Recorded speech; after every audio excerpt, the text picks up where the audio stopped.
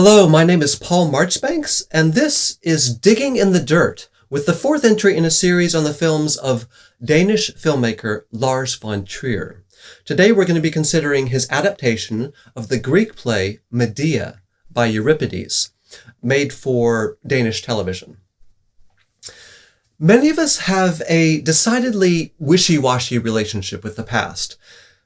On the one hand, a memorable song or advertisement can instantly transport us back to a year or decade associated with treasured memories, tinted and softened by nostalgic, rose-colored lenses. This past weekend, Tracy and I were pulled right back into the 70s before a film's plot had even begun to unfold. The font used in the credits was enough to trigger time travel. Some, like myself, would enjoy traveling still further, pulling back the veil from centuries that witnessed the birth of favorite books, or which appear to have been characterized by ideological or stylistic trends that we cherish. I wouldn't mind hobnobbing with Charlotte Bronte or Christina Rossetti as they wrote their most famous works in the early Victorian period, or mixing with one of the crowds surrounding Jesus as he preached.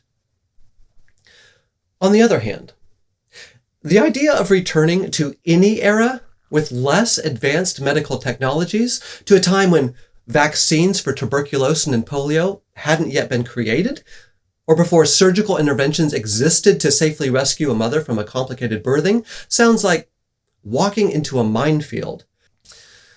Movies have a singularly powerful ability to carry our imaginations back through the time stream, particularly in light of technological advances that make the dynamism of soundscapes and the clarity of projected images little different from the real thing.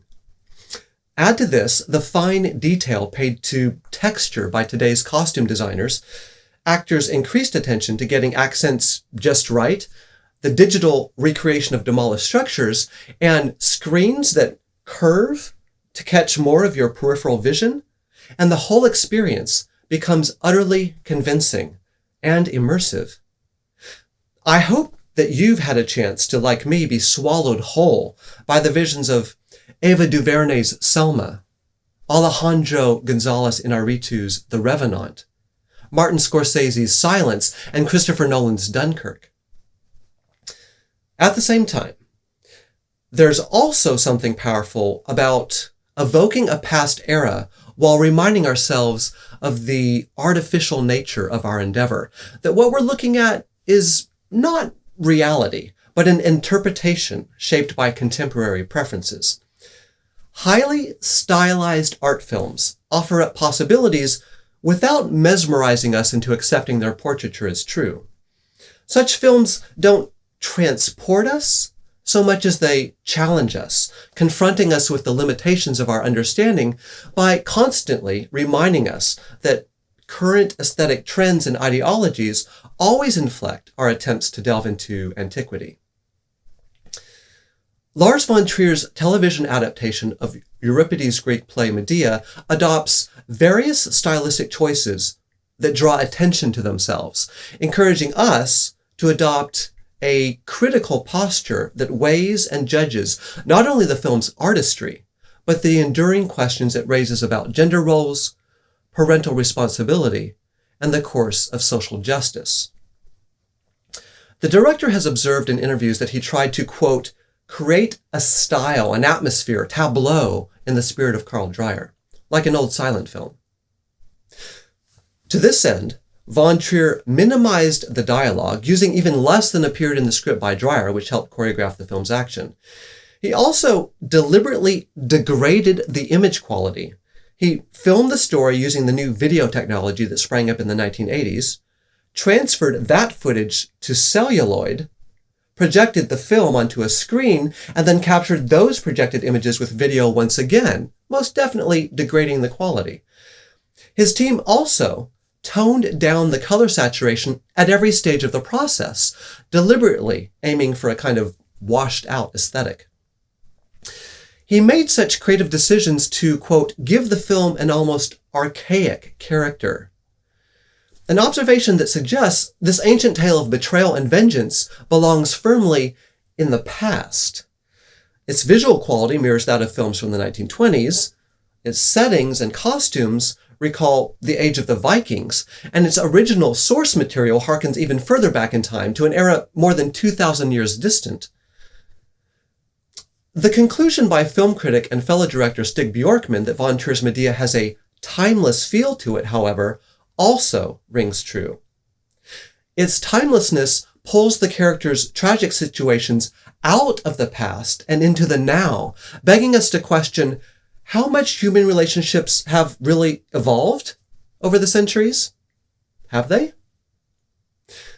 Against the film's gorgeous backdrop of wind-swept sands and tide pools, locations found along the coast of Jutland, Denmark's northernmost tip, von Trier's actors pantomime more than act the hauntingly familiar betrayal of a lover who's decided to move on from one committed partner to a younger alternative.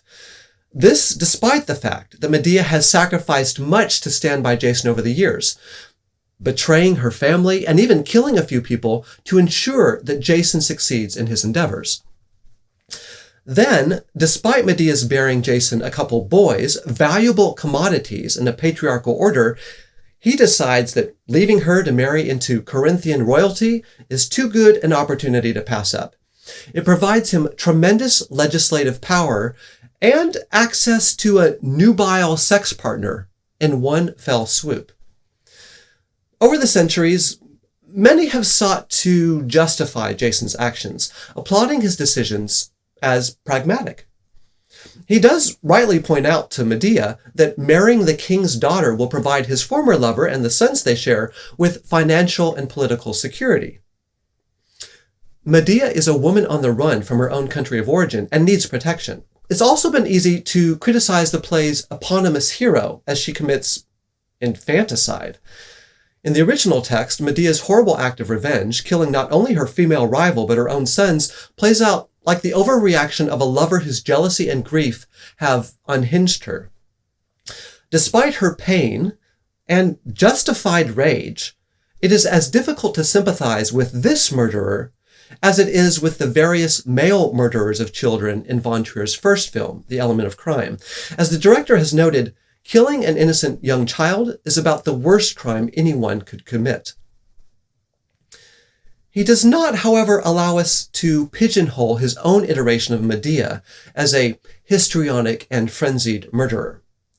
In his version of the tale, Medea obviously loves her children dearly, and their execution at her own hands pains her as much as it pains her husband and us. The hanging scene is very difficult to watch. For some of us, this recalls other acts of infanticide in literature, like that in Toni Morrison's Beloved, or that in Elizabeth Barrett Browning's The Runaway Slave at Pilgrim's Point. Can killing a child ever be justified as a necessary act? Von Trier's direction allows us to ask this question not only of Medea's era, but of our own. When von Trier's Medea comes on to her husband sexually in an effort to convince him that she's now okay with his recent actions, and thereby manages to hand off a poisoned gift for Jason's new wife, it's difficult not to appreciate her courage and cunning. In this pivotal scene, von Trier weaves together back-projected footage with a highly contrived and unrealistic seduction, troubling our rush to judge either party as simply evil, and inviting the question of whether these estranged lovers, like those we encounter in the real world, might both be responsible for the tragedies that tear them apart. I'd be curious to learn what conclusions you draw.